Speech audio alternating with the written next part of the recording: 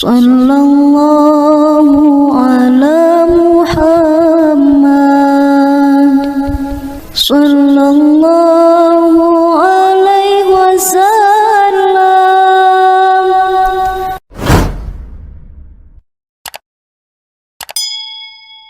Assalamualaikum warahmatullahi wabarakatuh. Waalaikumsalam warahmatullahi wabarakatuh. Bismillahi walhamdulillah, wassalatu wassalamu ala sayyidina rasulillah wa ala alihi wa sahbihi wa mawalah. La hawla wa la quwwata illa billah, amma ba'du. Saudara-saudara kaum muslimin yang berbahagia, di dalam kehidupan ini kita senantiasa mengambil iktibar, contoh dan teladan dari orang-orang sebelum kita. Itu sebabnya kepada baginda Nabi kita Muhammad sallallahu alaihi wasallam Allah Subhanahu wa taala menjelaskan cerita para nabi sebelum beliau dalam ayat "Tsumma naqussu 'alaika min amba'ir rusuli ma nusabbitu bihi fu'adak." Demikianlah kami ceritakan kepadamu wahai Muhammad sebagian dari kisah para rasul-rasul sebelum kamu yang dengan itu akan memperkuat hatimu, meneguhkan keyakinanmu dan memantapkan pendirianmu. Inilah manfaatnya belajar dari sejarah. Jadi jangankan kita, baginda Nabi sendiri pun oleh Allah Subhanahu wa taala diceritakan sejarah para nabi sebelum beliau yang dimusuhi oleh umatnya, yang dicaci maki oleh kaumnya, yang terusir dari kampung halamannya, bahkan sampai ada yang terbunuh oleh umatnya. Itu seluruhnya merupakan iktibar manusabbitu bihi fu'adak, untuk memantapkan langkahmu, meneguhkan keyakinanmu dan menguatkan pendirianmu menghadapi perjuangan ini. Sehubungan dengan itu, pada pertemuan kali ini Al-Fakir ingin menyampaikan satu cuplikan kecil dari kehidupan seorang sahabat utama baginda Nabi, yaitu Sayyidina Umar ibn al-Khattab radhiyallahu an. Beliau adalah Umar bin Khattab bin Nufail bin Abdul Uzza dari suku Quraisy golongan Bani Adi. Perawakannya tinggi, kekar dan gagah, melambangkan sifatnya yang pemberani, tegas, dan tidak pernah kenal takut kepada siapapun. Sebelum mendapat hidayah, Umar bin Khattab termasuk orang yang berdiri di barisan orang-orang yang memusuhi umat Islam. Ia terperangkap dalam tradisi jahiliyah, di mana gemar berperang dan bermabuk-mabukan juga merupakan hal-hal yang pernah dilaksanakan dalam kehidupannya sebelum beliau masuk ke dalam agama Islam. Oleh karena itu, dalam kehidupan beragama, hidayah merupakan sesuatu yang penting. Bagaimanapun banyaknya dosa dan kesalahan yang telah dilakukan oleh seseorang, tidak seharusnya menyebabkan ia putus asa dari rahmah Allah.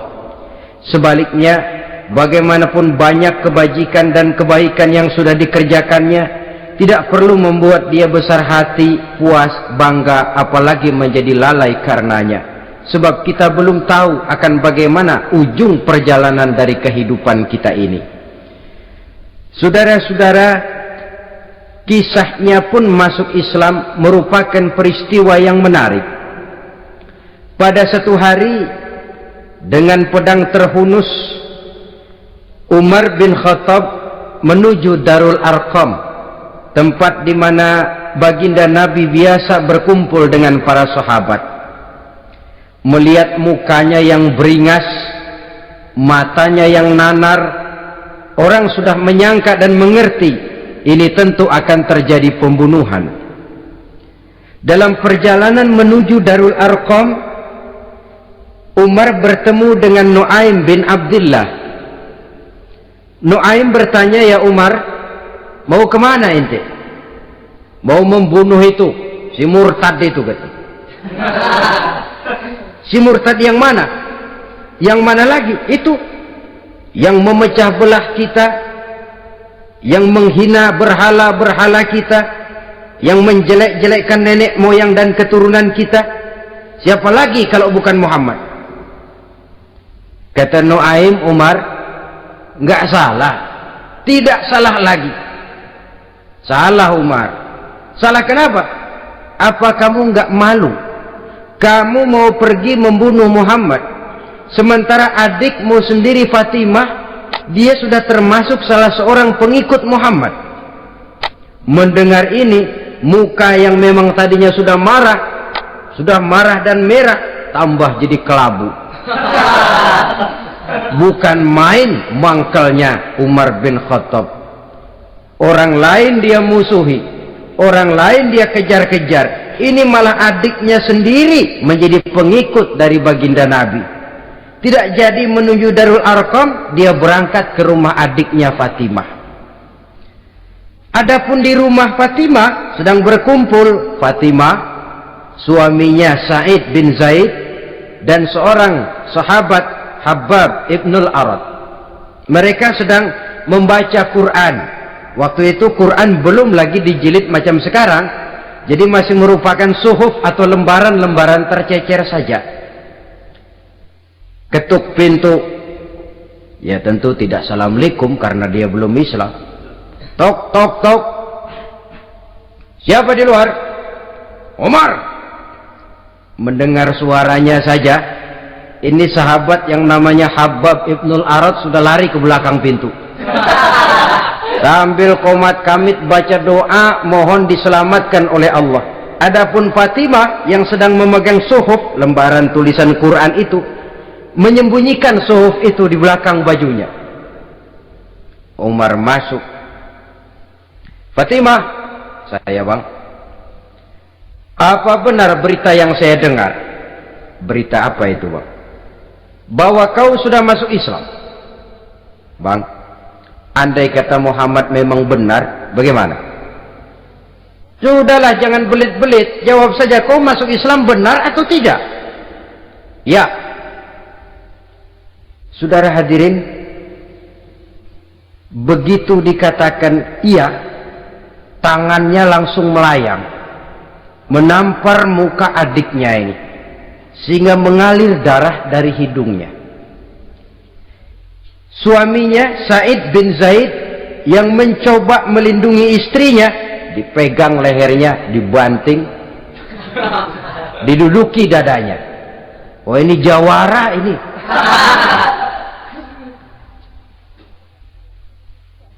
Namun pada saat sedemikian, suara kebenaran terpantul dari mulut Fatimah, adik dari Umar bin Khattab ini. "Umar, apakah engkau memukul orang yang bersaksi bahwa tidak ada Tuhan melainkan Allah dan Muhammad Rasulullah? Apakah engkau menganiaya seseorang yang terpanggil untuk mengikuti kebenaran? Manusia macam apa engkau, Umar?" Saudara, memang dia orang keras, tapi hatinya mudah menerima kebenaran. Sehingga mendengar kalimat adiknya ini tercenung dia sejenak, melongok, bengong kata anak sekarang. Ini kalau tidak karena keyakinan yang mantap, tidak mungkin orang ini, anak adik saya ini bicara macam begini. "Umar, mengapa engkau memukul orang yang bersaksi bahwa tidak ada Tuhan melainkan Allah dan Muhammad Rasulullah? Mengapa engkau pukul orang yang mengikuti kebenaran, menerima hidayah dari Allah?" Begitu yakin dan mantapnya, walaupun di tengah satu hal yang sangat menakutkan. Siapa yang tidak takut orang Quraisy berhadapan dengan Umar bin Khattab yang dikenal sebagai singa padang pasir pada waktu itu? Malahan dia termasuk salah seorang jagoan di tradisi masyarakat jahiliyah itu. Ada satu pasar yang namanya pasar Ukaz. Tiap tahun di pasar itu diadakan pesta. Pertama pertandingan syair, Jadi penyair waktu itu jadi kebanggaan. Syair-syair yang menang itu digantung di dinding Ka'bah. Jadi setiap suku akan bangga kalau mempunyai ahli syair yang hebat. Nah, lalu diadakan juga lah perlombaan balap kuda, memanah, termasuk gulat. Lah Umar ini tiap kali pertarungan mesti menang. Belum pernah ada yang berhasil mengalahkan dia. Jawara. Saudara-saudara, mendengar adiknya begitu mantap hatinya, apalagi ketika adiknya berkata begitu, suhuf, lembaran yang disembunyikan di belakang bajunya tersembul.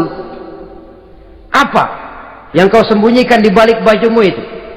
Suhuf. Apa suhuf itu? Lembaran Al-Quran. Coba saya lihat. Enggak boleh. Kenapa? Kamu kotor. Orang kotor tidak boleh megang Quran. Saya mau lihat. Enggak boleh. Kalau kamu mau lihat, mandi dulu. Diturutinya permintaan adiknya itu. Lalu diambilnya suhuf tadi.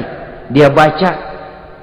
Kebetulan ayat yang dibacanya ayat pertama dari surah Toha yang berlanjut dengan ayat 14 pada surah yang sama.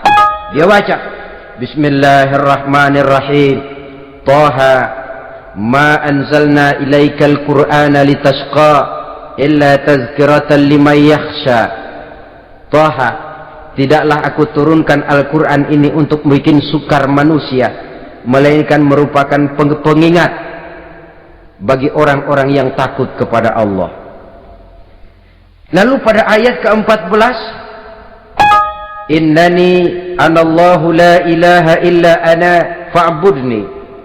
Sesungguhnya akulah Allah, tidak ada Tuhan melainkan aku, maka hendaknya hanya kepadakulah kamu menyembah. Wa aqimis sholata li dzikri, dirikanlah salat untuk mengingat aku. Inna sa'ata atiyatun akadu ukhfiha litujza kullu nafsin ma tas'a. Sesungguhnya kiamat itu pasti akan datang, yang sengaja waktunya kami tidak beritahukan kepada kamu semua, untuk kami balas segala setiap orang tentang apa saja yang telah mereka lakukan dalam kehidupan di dunia ini. Setelah membaca ayat ini, gemetar tangannya. Ah, ini sih nggak main-main ini. Ini belum pernah saya baca ajaran semacam ini. Tidak patut orang yang mempunyai kitab suci semacam ini dimusuhi. Ini sesuatu yang benar, tergetar jiwanya. Hei, Fatimah, Muhammad di mana Muhammad? Saya tidak akan memberitahu kepada kamu. Di mana? Saya tidak akan memberitahu. Lebih baik kau bunuh saya kalau memang maksudmu mau mencelakakan Muhammad. Sama sekali saya tidak akan mencelakakan dia, Fatimah. Kasih tahu saja, di mana dia? Darul Arqam. Bergegas dia menuju Darul Arqam. Di dalam Nabi memang sedang kumpul dengan para sahabat. Termasuk ada Sayyidina Hamzah yang juga terkenal jawara juga. Ketuk pintu.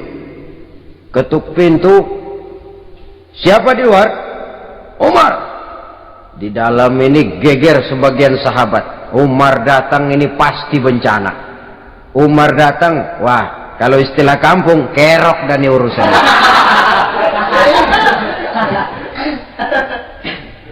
Tapi baginda Nabi menenangkan mereka. Tenang, mudah-mudahan ada hikmahnya. Sayyidina Hamzah tampil, bukakan dia pintu. Kalau niatnya baik, kita terima. Kalau niatnya tidak baik, saya paling depan. Dibukakan pintu. Begitu dibukakan pintu, Umar masuk merangkul baginda Nabi, kemudian dengan tersendat, Ashhadu an la ilaha illallah wa ashhadu annaka ya Muhammad Rasulullah. Saya bersaksi tidak ada Tuhan melainkan Allah, dan saya bersaksi bahwa engkau hai Muhammad adalah utusan Allah. Sahabat takbir semua, Allahu Akbar, Allahu Akbar. Kegembiraan meliputi suasana ketika itu. Kenapa? Karena sebelumnya dikala Umar belum masuk Islam, dia merupakan ganjalan yang paling dikhawatirkan oleh umat Islam. Setelah dia masuk Islam, jelas merupakan satu keuntungan yang sangat besar. Dan dia tertarik kepada Islam bukan karena bujuk rayu orang, tidak karena diberikan harta, tidak karena diiming-iming oleh kedudukan tinggi, tapi karena kebenaran. Hidayah menembus hatinya melalui wasilah ayat dalam surah Thaha yang dibacanya melalui suhuf yang dipegang oleh adiknya tadi. Sejak saat itu berubah 180 derajat Umar bin Khattab radhiyallahu anhu. Tetapi tetap dengan sifatnya keras, tegas, dan tidak pernah kenal takut kepada siapapun. Cuma kalau sebelum Islam dia kerasnya kepada Islam, setelah dia masuk Islam muter arah kepada siapapun yang memusuhi Islam, dia bersikap keras, tegas, dan tidak pernah kenal takut. Bahkan setelah beliau masuk Islam, satu hari ketika di Darul Arqam kumpul-kumpul, waktu itu Nabi belum berdakwah secara terbuka karena pengikut masih sedikit. Sayyidina Umar usul, "Ya Rasul, ada apa Umar? Alasna 'alal haq fi mamatina wa mahyana." Ya Rasul, bukankah kita ini berdiri di atas sesuatu yang benar? Bukankah mati kita, hidup kita untuk melaksanakan sesuatu yang benar? Bala ya Umar, betul Umar. Wallazi nafsi biyadihi innakum la'alal haq in muttum wa in hiyitum. Demi Allah Umar, kata Nabi, sesungguhnya kamu dan kita semua berdiri di atas kebenaran, hidup ataupun mati. Setelah mendapat jawaban begini, Umar masuk kepada tujuan pembicaraannya. Izan ya Rasul, fafimal ihtifal. Kalau memang begitu ya Rasul, kalau memang kita yakin kita berdiri di atas kebenaran, kita hidup karena kebenaran, kita mati pun memperjuangkan kebenaran, fafimal ikhtifa. Kenapa mesti ngumpet-ngumpet? Kenapa harus sembunyi-sembunyi? Wallazi ba'asaka bil haq, demi Allah ya Rasul, la takhrujanna wa la nakhrujanna ma'ak. Tuhan harus keluar menyampaikan Islam ini secara terbuka, dan kami akan mendampingi Tuhan dengan segenap jiwa dan raga. Sekali masuk Islam gak tanggung-tanggung. Yang kayak begini ini yang kita perlukan sekarang ini. Begitu masuk Islam nggak tanggung seluruhnya, jiwa dan raganya masuk Islam. Beliau yang pertama kali mengajukan ide, kenapa harus dakwah sembunyi ya Rasul? Wong kita berdiri di atas kebenaran, memperjuangkan sesuatu yang hak. Kalau kita mati, kita pun mati membela kebenaran. Kenapa mesti fafimal ikhtifa? Kenapa harus sembunyi-sembunyi? Mulai sekarang mari keluar ya Rasul, saya akan dampingi Tuhan, nyawa taruhannya. Saudara hadirin yang saya hormati,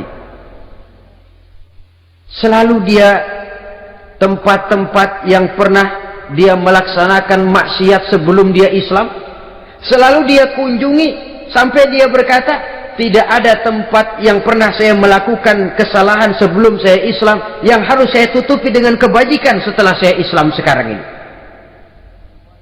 Bahkan ada satu riwayat menjelaskan beliau itu yang tinggi badannya, kekar perawakannya, gemetar orang ngadepin dia. Tapi beliau sendiri sangat mudah gemetar kalau sudah mendengar ayat-ayat Allah. Sehingga ada satu riwayat menjelaskan Sayyidina Umar itu setelah masuk Islam, kalau sholat kadang-kadang bila menoleh ke kanan beliau senyum, bila menoleh ke kiri beliau menangis berurai air mata.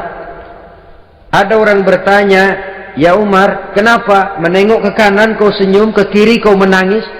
Itulah kalau saya ingat jahilnya saya sebelum Islam. Adapun bila saya menoleh ke arah sebelah kanan saya tersenyum, teringat betapa dulu saya membuat berhala dari korma. Saya tumpuk-tumpuk, saya susun begitu rupa. Setelah saya sembah, saya makan itu korma. Gagah betul saya waktu itu, sampai Tuhan pun saya makan. Adapun kalau saya menoleh ke kiri teringat putri kesayangan saya yang terbawa oleh tradisi jahiliyah, takut menanggung aib, merasa malu mempunyai anak perempuan sampai dia terkubur hidup-hidup. Berurai air mata saya mengingat semua itu. Padahal Nabi sudah memberikan jaminan. Sebab saudara jangan lupa, orang kafir masuk Islam, dalam Islam itu dihitung dari bayi lagi, dari nol. Itulah untungnya. Jadi misalnya sudah 60 tahun, dari kecil sampai 60 tahun kafir, umur 61 masuk Islam. Nah, sejak umur 61 itulah yang dihisab oleh Allah. 60 tahun ke bawah gratis bersih pemutihan. Istimewa betul. Tapi jangan lalu diniatin, gua kafir aja. Nanti sudah tua-tua mau giliran mati baru Islam. Itu diniatin lain. Ini yang karena faktor hidayah, saudara-saudara. Voice of Kiai. Nah, cintanya kepada baginda Nabi luar biasa. Dalam setiap pertempuran beliau selalu di front terdepan. Bahkan demikian cintanya sampai ketika hari di mana baginda Nabi wafat, saudara-saudara. Disampaikan berita wafat Nabi kepada Umarin. Ya Umar, baginda Nabi sudah wafat. Kamu ngomong apa? Baginda Nabi sudah wafat. Bukan sedih, nyabut pedang, keluar matanya melotot. Siapa yang bilang Muhammad mati, saya tabas batang lehernya. Begitu cintanya beliau kepada baginda Nabi, sampai-sampai nggak menerima kalau Nabi wafat. Taruhlah nggak bisa mati bersamaan, bolehlah mati beriring-iring saja barangkali maksudnya. Saudara-saudara, cabut pedang, kelayaban kemana-mana. Ayo, siapa ngomong Muhammad mati, saya tabas batang lehernya. Sampai bertemu dengan Sayyidina Umar, Sayyidina Abu Bakar. Di tempat orang banyak, Sayyidina Abu Bakar yang bijaksana ini pidato. Ayuhan nas, man kana ya'budu Muhammadan fa inna Muhammadan qad mata. Wa man kana ya'budu Allah fa inna Allah hayyun la yamut. Wahai manusia, barang siapa yang menyembah Muhammad, maka Muhammad sudah mati. Tetapi barang siapa yang menyembah Allah, Allah akan hidup selamanya dan tidak akan pernah mati. Mendengar pidato ini, Sayyidina Umar sadar bahwa sebenarnya yang tidak bisa mati itu cuma Allah. Bagaimanapun agungnya baginda Nabi, besarnya baginda Nabi, tinggi akhlak budi pekertinya Nabi, cintanya beliau kepada Nabi, Nabi manusia dan manusia harus mati. Kemudian dibacakan surah Ali Imran ayat 144. Wa ma Muhammadun illa rasul qad khalat min qablihi rusul afa immata aw qutilan qalabtum ala aqabikum. Muhammad tidak lain daripada manusia, telah datang kepadanya rasul. Apakah jika ia mati engkau kembali menjadi murtad atau mundur ke belakang? Mendengar ayat ini dibacakan, Sayyidina Umar sadar, berurai air matanya, menangis dalam kesedihannya. Ini cintanya yang demikian tinggi kepada baginda Rasulullah sallallahu alaihi wasallam. Begitulah seluruh kesalahan yang dia lakukan pada saat sebelum dia masuk Islam, berusaha dia tutupi dan dia tebus dengan segala kebaikan, pengabdian, perbuatan soleh setelah dia masuk Islam. Sehingga diajarkan oleh baginda Nabi, ittaqillaha haitsu ma kunta wa atbi'i sayyi'atal hasanata tamhuha wa khaliqin nasa bi khuluqin hasanin. Bertakwalah kamu kepada Allah, kata Nabi, dimanapun saja kamu berada. Jadi takwa tidak kenal tempat. Dimanapun saja kamu berada, bertakwalah kepada Allah. Di rumah takwa, di pasar takwa, di kantor takwa, di tengah orang banyak takwa, pada waktu sendirian takwa. Ittaqillaha haitsu ma kunta. Bertakwalah kau kepada Allah dimanapun saja kamu berada. Jangan takwa pakai tempat. Di masjid takwa, di kantor nyolong. Itu tidak haitsu makunta yang diajarkan oleh Nabi. Dimanapun kamu berada, bertakwalah kepada Allah. Wa atbi'i sayyi'atal hasanah tamhuha, dan iringi perbuatanmu yang salah dengan kebaikan. Jadi kalau satu saat terselip kita berbuat salah, cepat iringi dengan kebaikan, tamhuha, dengan harapan kebaikan yang kita kerjakan akan menutupi dosa yang terselip kita lakukan. Amin. Ngomongin orang, astagfirullahalazim, banyak istighfar. Istighfarnya mudah-mudahan bisa nutupin dosa karena ngomongin orang. Tapi jangan lalu tambah sulap, ngomongin orang istighfar, terus ngomongin lagi istighfar lagi. Itu tentu tidak bisa dengan cara begitu. Barangkali terselip pernah mengambil harta orang tanpa alasan yang hak, imbangi dengan rajin sedekah misalnya. Barangkali pernah menyakiti hati orang, imbangi dengan perbuatan yang bisa menyenangkan hati orang lain. Itu namanya mengiringi perbuatan yang bersifat salah dengan kebajikan. Ini yang dilakukan oleh Sayyidina Umar. Setiap pelosok hampir dia datangi, tempat-tempat di mana dia pernah melakukan kesalahan sebelum Islam, di sana dia tegakkan kebajikan dan kebaikan. Kegagahannya, keperkasaannya, keberaniannya sepenuhnya bulat-bulat sudah diwakafkan untuk kepentingan Islam. Saudara hadirin yang saya hormati, diperlukan orang-orang yang punya keberanian macam Sayyidina Umar. Berani karena panggilan hidayah, bukan berani babi. Babi berani juga babi, cuman nyeruduk. Artinya berani yang tanpa pertimbangan. Berani yang tanpa pertimbangan pada akhirnya akan menyulitkan kita sendiri. Beliau gagah, beliau berani, beliau punya kekuatan, beliau punya wewenang, dan itu dimanfaatkannya untuk menjadi backing baginda Nabi kita Muhammad sallallahu alaihi wasallam. La takhrujanna wa la nakhrujanna ma'ak ya Rasul. Ya Rasul, keluar, sampaikan dakwah secara terbuka. Saya akan mendampingi Tuhan. Jika ada yang ganggu Tuhan, saya paling depan. Backing yang mendampingi Rasul untuk menyampaikan risalah Islamiyah ini. Saudara hadirin yang saya hormati, wa khaliqin nasa bi khuluqin hasanin, kata Nabi, dan pergaulilah manusia dengan akhlak yang baik, karena dengan ini kau bisa mengambil hati orang. Dalam hadis lain katakan, innakum la tas'una an-nasa bi amwalikum walakin yasauhum minkum bastul wajhi wa husnul khuluq. Kamu tidak akan bisa menyenangkan orang banyak dengan hartamu, tapi kamu bisa ambil hati mereka dengan budi pekerti yang luhur dan muka yang manis. Dengan harta belum tentu kita bisa menyenangkan semua orang, tapi budi pekerti yang luhur, muka yang manis, itu yang akan bisa membuat kau menyenangkan orang banyak.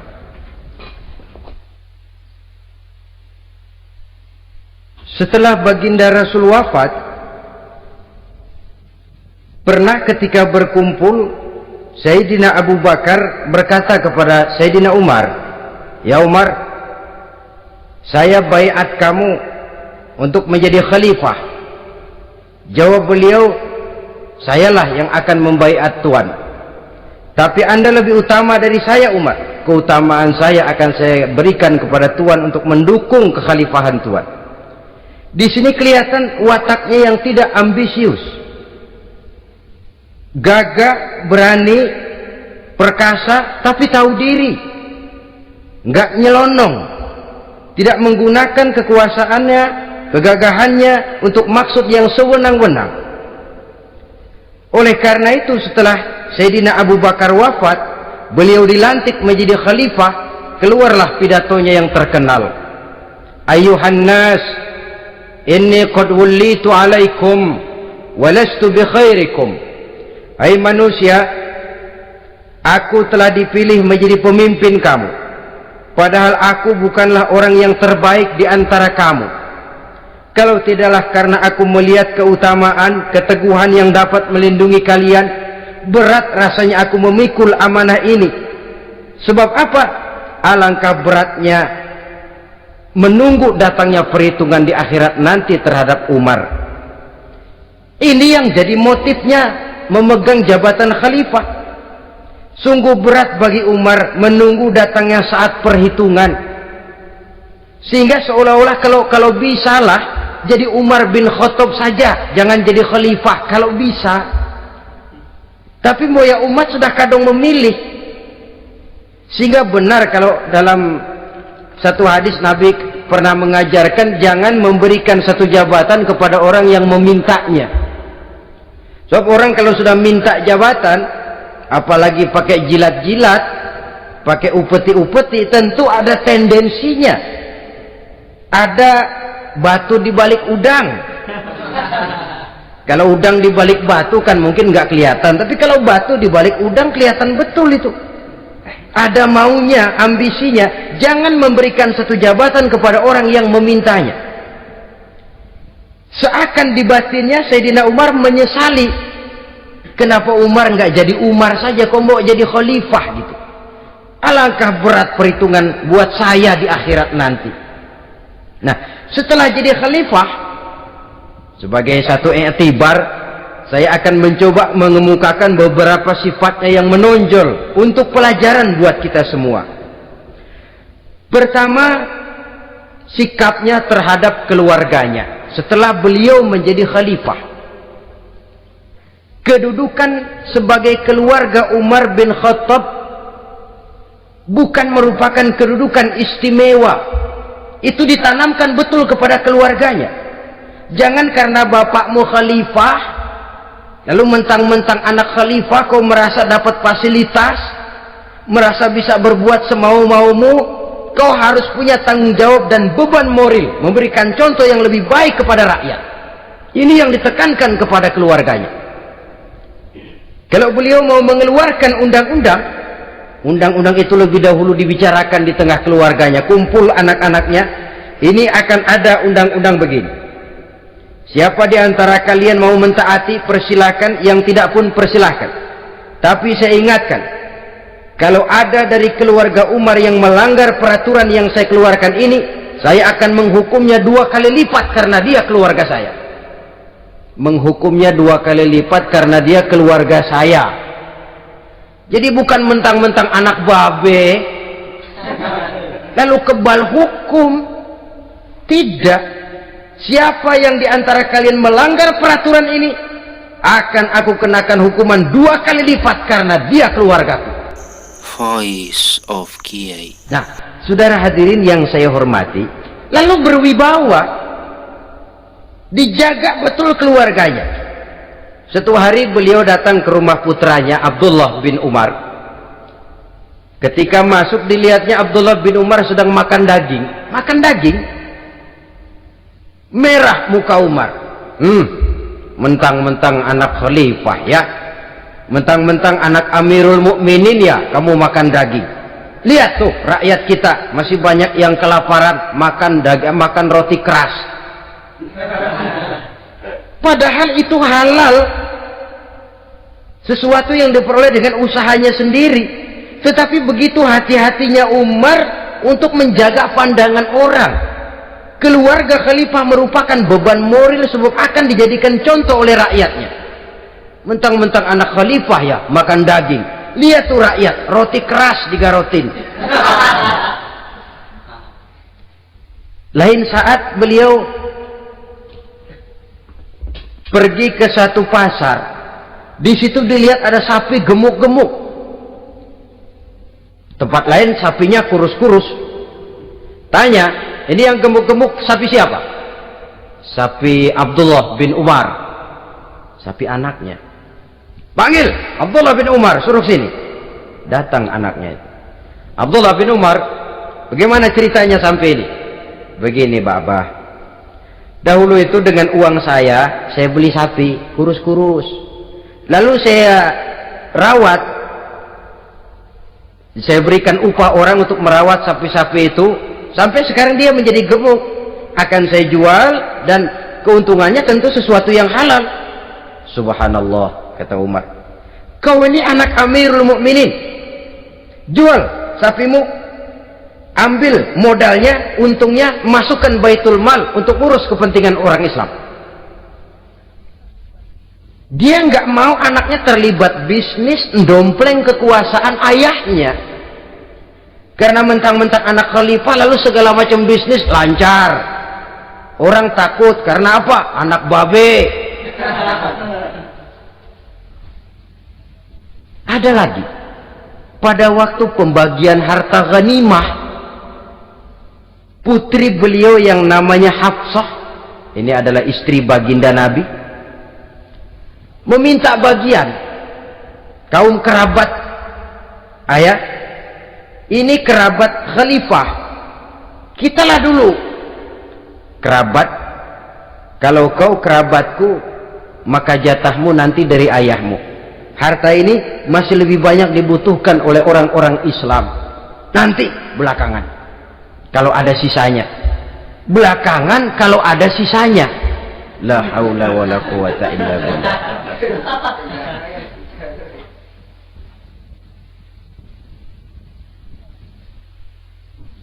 Saudara hadirin, itu terhadap keluarganya.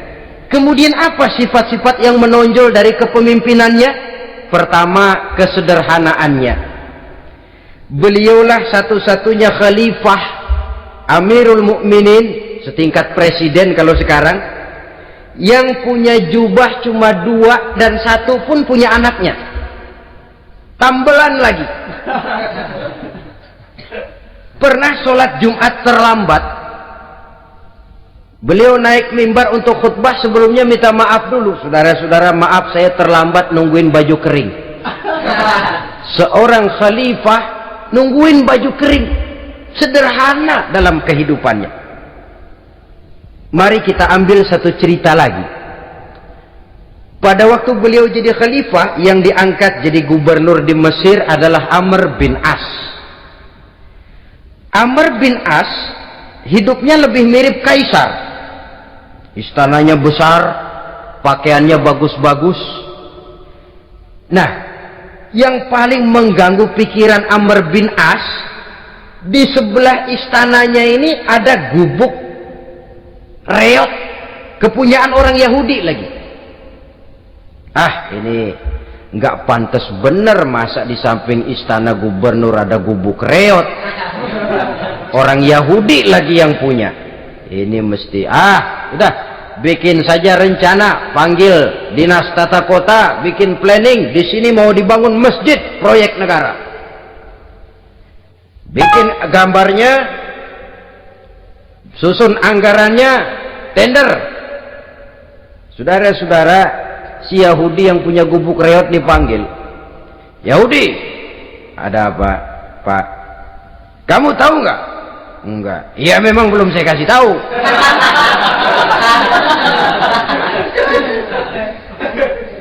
Ada apa, Pak? Itu kamu punya gubuk, tahu, kena proyek. Proyek apa, Pak? Kami mau bangun masjid besar di situ, dan tidak sesuai ada gubuk reot di samping tempat gubernur.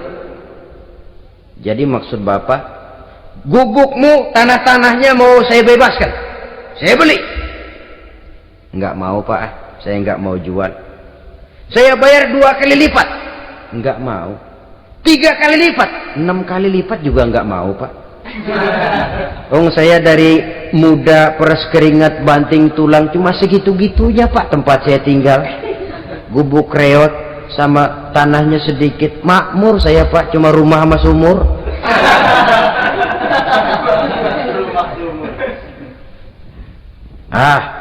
Ini Yahudi kelewatan juga. Akhirnya turun perintah, sudah, kalau dia nggak mau dibebaskan, gusur saja, tarik, ambil bulldozer, digusur. Yahudi ini berurai air matanya. Aduh, begini, jadi rakyat kecil. Udah jatuh ketiban ember lagi. Tapi pikir-pikir Amr bin As kan bukan yang paling atas. Dia kan cuma pejabat, masih ada atasannya lagi. Lapor lapor. Yahudi ini berangkat ke Madinah. Bayangkan dari Mesir ke Madinah. Jalan. Di sepanjang jalan dia berpikir membanding-banding. Kalau gubernurnya saja istananya begitu mewah, apalagi khalifahnya. Kalau gubernurnya galak main gusur, apalagi khalifahnya. Dan saya bukan orang Islam, apa dia lemin ngadu? Apa dapat tanggapan? Berangkat dia sambil harap-harap cemas. Sampai di pintu kota Madinah, dia temui orang lagi tidur di bawah pohon korma. Selamat siang Pak. Ada apa? Pak. Apa? Mau lapor. Lapor apa? Bapak tahu Khalifah Umar bin Khattab? Tahu? Istananya di mana Pak? Istananya di atas lumpur. Di atas lumpur. Di atas lumpur. Pengawalnya banyak Pak. Banyak. Siapa Pak? Yatim piatu, janda-janda tua, orang-orang miskin, orang-orang lemah, itu pengawalnya.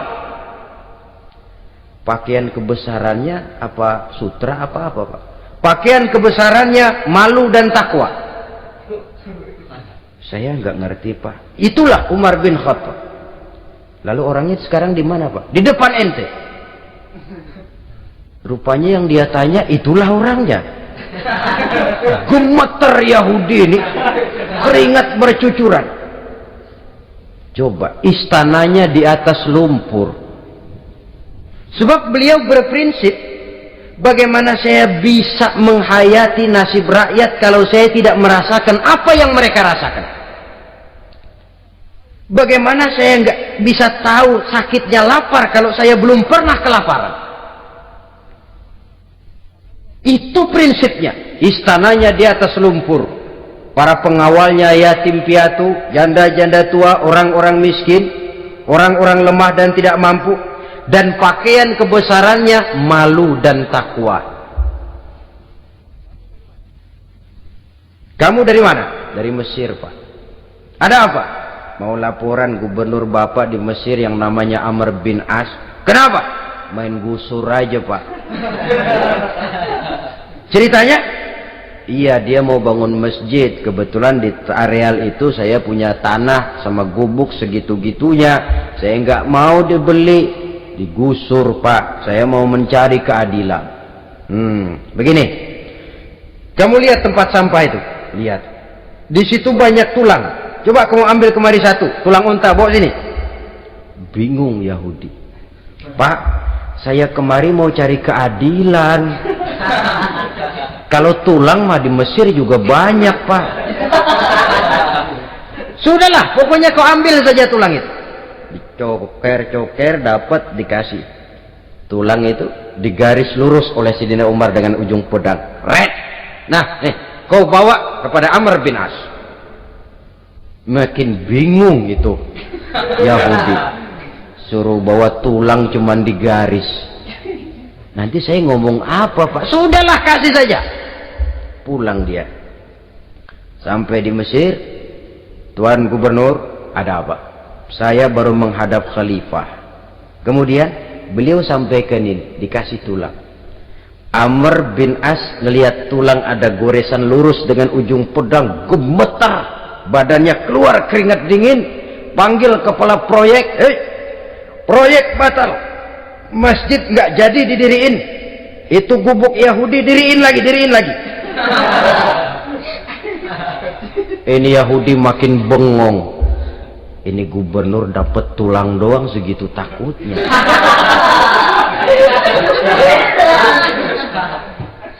Ada apa sebenarnya Tuan Gubernur? Kamu tahu, ini nasihat pahit buat saya dari Amirul Mukminin Umar bin Khattab.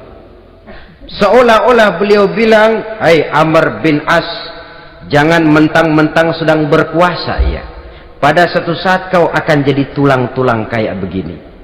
Maka mumpung kamu masih hidup dan berkuasa, berlaku lurus dan adillah kamu seperti lurusnya garis di atas tulang ini. Red, lurus, adil, jangan bengkok. Sebab kalau kamu bengkok, nanti aku yang luruskan pakai pedangku. Siapa yang nggak ngeper digituin? Sampai akhirnya apa? Kata si Yahudi, Pak, kalau begitu Islam adil ya? Adil. Kalau gitu biarin dah Pak, tanah saya. Mau kamu jual? Bukan saya jual Pak, saya kasih aja dah. Campur gubuk-gubuknya, ambil aja dah.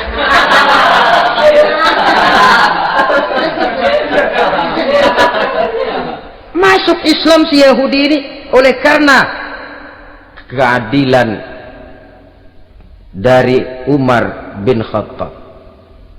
Begitulah kesederhanaan hidupnya. Sampai saudara, yang ironi betul, pernah Utsman bin Affan, Ali bin Abi Thalib, Thalhah dan Zubair kumpul mendengar berita bahwa Sayyidina Umar ini punya hutang. Bayangkan, seorang khalifah untuk melangsungkan hidupnya sampai punya hutang. Padahal Baitul Mal di bawah kekuasaannya. Berunding Utsman, Ali, Thalhah, Zubair. Kalau kita langsung ngomong sama Umar nggak enak dong, dia nggak bakalan terima. Lewat putrinya aja, Hafsah deh. Baik. Hafsah ngomong sama Umar, Abah, kenapa? Bagaimana kalau honor Abah ditambah, ditingkatkan supaya hutang bisa ketutup? Hafsah, saya Abah. Siapa yang nyuruh kamu ngomong begitu? Enggak ada. Ada. Saya tahu ada ini. Kalau enggak ada, kamu enggak mungkin ngomong begitu. Tapi orangnya kalau saya tuntut, mereka mungkin enggak mau. Sekarang saya mau tanya Hafsah, kau kan istri Rasul, betul? Nah, saya mau tanya, suamimu makanannya apa? Daging? Bukan. Roti. Tempat tidurnya kasur empuk? Bukan. Kain kasar yang kalau musim panas kami bentangkan, kalau musim dingin separuh buat tidur, separuh buat selimut. Pakaian yang dibelikan untukmu berapa banyaknya? Cuma 2. Nah, itu guru saya, orang yang paling saya cintai, dan itu yang saya ikuti. Bahkan setelah beliau wafat, Sayyidina Umar ini hutangnya ditanggungkan kepada anaknya Abdullah bin Umar, dan itu pun dilunasi dengan menjual rumahnya, sehingga rumahnya itu disebut Darul Qadha, rumah bayar hutang. Begitu kesederhanaannya. Jadi nggak pakai aji mumpung jadi khalifah lalu kayak ikan gurita, tangan yang mana aja megang. Itu kan mental monyet itu kan begitu, tangan megang kiri kanan, mulut ngawal, kaki megang, temennya dikasih masih ngerampas juga. Monyet rakus betul itu. Itu kesederhanaannya. Kenapa kesederhanaan ini timbul? Karena sikap zuhudnya. Zuhud itu tarkud dunia li ajlil akhirah. Orang yang mengambil dunia hanya yang diperlukan dengan lebih mengutamakan kehidupan akhirat. Watak zuhudnya yang sangat menonjol. Dialah pahlawan yang paling berani di medan perang. Dialah imam yang paling khusyuk di masjid, dan tidak jarang kalau sholat sendiri, begitu membaca ayat yang menceritakan neraka, nangis berurai air matanya. Saudara hadirin ma'asyiral muslimin rahimakumullah. Jadi kesederhanaan dan kezuhudan ini bukan lewat teori disampaikan oleh Umar, bukan lewat penataran seluruh aparat, tidak, lewat contoh konkret. Inilah saya, contoh sederhana dan zuhud. Bagaimana saya akan bisa merasakan penderitaan kalau saya sendiri tidak pernah menderita? Bagaimana saya akan tahu sakitnya lapar kalau saya belum pernah kelaparan? Maka tanpa penataran, tanpa upgrading segala macam, berhasil karena prinsip keteladanan. Beliau jadi contoh utama, dan sumber utamanya tentu tidak lain karena contoh dari baginda Nabi besar Muhammad sallallahu alaihi wasallam. 2, sederhana. Yang kedua, zuhud. Yang ketiga, sifat yang menonjol dari kekhalifahannya adalah adil. Kalau sudah bicara soal hukum, dia tidak pernah kenal kompromi, adalah seorang pemuka Nasrani masuk Islam, namanya Jabalah bin Aiham. Ketika dia bikin haji, kain ihramnya keinjak orang Arab yang hitam, Badui. Jengkel, dia merasa bekas tokoh, enak aja nih orang udah jelek nginjak lagi. Ditempeleng orang tadi. Orang ini lapor kepada Umar, panggil Jabalah bin Aiham. Panggil. Kau ditampar? Betul Khalifah. Tampar dia. Tampar lagi. Dipukul orang itu di depan Sayyidina Umar. Jadi tidak karena kau ini bekas kepala suku, kau ini bekas orang terhormat, lalu ada kebijaksanaan yang tidak bijaksana. Kebijaksanaan yang akhirnya jadi tidak bijaksana. Dan itu memang sudah dimulai dengan memblokir keluarganya. Tidak satu keluarganya pun yang boleh mempunyai perasaan bahwa menjadi keluarga khalifah merupakan fasilitas dan keuntungan. Kau jangan makan di atas punggungku, kau jangan menikmati fasilitas di atas keringatku, dan tidak ada keinginan mewariskan jabatan khalifah kepada anak-anaknya. Pernah beliau musyawarah, saya bingung kenapa khalifah, gubernur Kufah ini sulit nyari orang.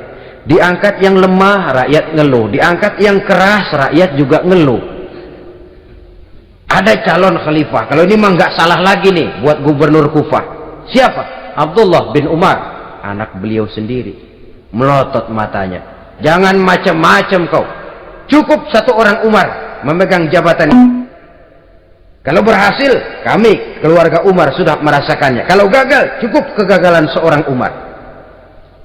Tidak berusaha mengorbitkan anaknya, wah anak babe diangkat jadi tidak, malah diblokir, cari yang lain. Tapi Abdullah bin Umar cukup syarat ya khalifah, dia orang bertakwa dan soleh. Yang takwa dan soleh bukan cuma anak Umar, anak orang lain juga banyak yang takwa dan soleh. Itu prinsipnya. Sehingga ketegasannya ini membuat orang jadi sungkan. Dan tidak seorang pun berani kirim-kirim upeti hadiah. Pernah itu ada pejabat dari Azerbaijan kirim makanan, kue, mending apa? Kue. Gitu dicicipi enak. Enak juga ya kue ini. Enak khalifah. Ini di sana apa makan rakyat biasa? Bukan, ini makanan orang-orang VIP. Nah, dibungkus lagi itu kue. Dibungkus. Ontamu mana? Di luar. Ambil, bawa pulang, serahkan lagi kepada gubernur di sana, kasih tahu salam dari Umar bin Khattab. Kenyangkan dulu rakyat dengan makanan seperti ini. Kita belakangan. Jadi kalau rakyat lapar, saya orang pertama yang akan merasakan kelaparan. Tapi kalau rakyat makmur, biarlah saya menjadi orang terakhir yang kenyang. Kan bagus prinsip itu. Jikalau rakyat kelaparan, saya akan jadi orang pertama yang merasakan lapar. Tapi kalau rakyat makmur, biar saya jadi orang terakhir yang kenyang. Jangan dibalik. Pada saat rakyat kelaparan, dia kekenyangan. Dan selanjutnya, sikap keadilannya ini, saudara-saudara, menyebabkan hukum lalu jadi berwibawa. Pernah beliau jalan-jalan di lorong kota Madinah, di tempat yang namanya Harah bersama Aslam. Ada ibu-ibu, anaknya nangis, lapar ma, sabar dikit lagi matang katanya.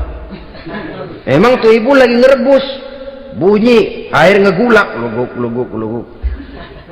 Umar lihati dari jauh, belum juga matang.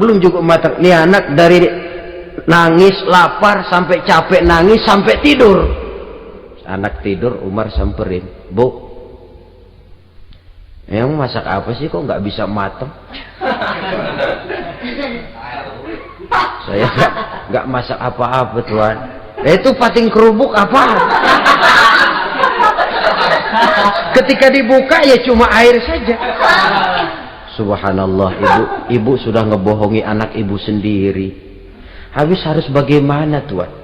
Saya sudah nggak punya makanan untuk dimasak, sementara perut nggak kenal kompromi. Jalan satu-satunya ya terpaksa anak saya bohongi. Saya bilang sebentar lagi matang sampai dia tidur sekarang ini. Memangnya Khalifah Umar gimana sih ngurusi rakyat?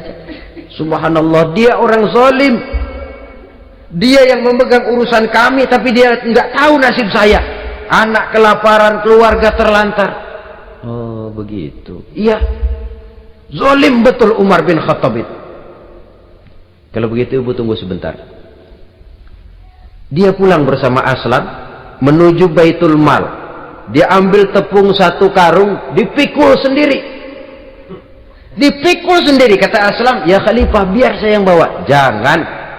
Kenapa Khalifah? Apa kau kira kau sanggup mikul dosa saya di akhirat nanti? Biar saya yang mikul sendiri. Dia bawa ke tempat tuh ibu-ibu.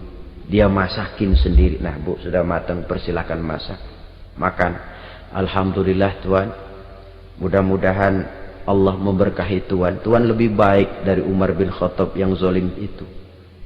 Memang sebenarnya Tuan siapa, kata tuh ibu? Saya. Iya, saya ya Umar bin Khattab yang ibu bilang zalim itu. Gemetar si ibu. Gemetar si ibu. Tapi memang peka dan menghargai kritik orang. Tidak membungkam setiap orang yang nadanya sumbang atau berbeda. Kadang beliau berkata, saya khawatir karena orang terlalu segan dengan saya, lalu nggak ada yang berani negor kalau saya salah. Kan begitu biasanya. Karena sudah terlalu segan, lalu semuanya orang mau diaminin saja. Asal dibilang nggak benar, marah, jengkel. Lalu disingkirin, maunya diiyain, inge kulo nuwun. Oke bos. Beliau bilang, saya khawatir kalau tidak ada orang yang mau menegur kesalahan saya jika saya terlanjur nanti. Tahu-tahu muncul orang, demi Allah saya akan menegur Tuan dengan pedang saya ini. Cerah mukanya, senyum bibirnya, alhamdulillah. Anak muda, saya memerlukan orang macam kau yang berani berkata ya terhadap yang benar dan tidak terhadap yang tidak benar, apa dan bagaimanapun resikonya. Di sini kelihatan sikap beliau menghadapi orang yang berbeda pendapat. Keadilan, keberanian dan ketegasan, cepat menerima kebenaran merupakan serentetan dari sifat-sifat utama beliau sejak masuk Islam sampai menjadi khalifah yang kedua. Bahkan dengan jasa beliau, Islam kemudian tersebar, menembus dinding Jazirah Arabia, memasuki Bizantium dan Persia, sehingga beliau juga dikenal sebagai periode Al-Futuhat Al-Islamiyah. Nah, saudara-saudara, inilah cuplikan kecil dari kehidupan seorang agung dan besar yang memang sangat terbatas kata-kata untuk melukiskan kebesaran itu. Namun yang secuplik ini mudah-mudahan menjadi sumbangan moral dalam rangka kita memperbaiki diri menuju kehidupan yang lebih baik. Terima kasih banyak atas segala perhatian. Mohon maaf atas segala kekurangan. Usikum wa nafsi bitaqwallah. Wassalamualaikum warahmatullahi wabarakatuh. Waalaikumsalam warahmatullahi wabarakatuh.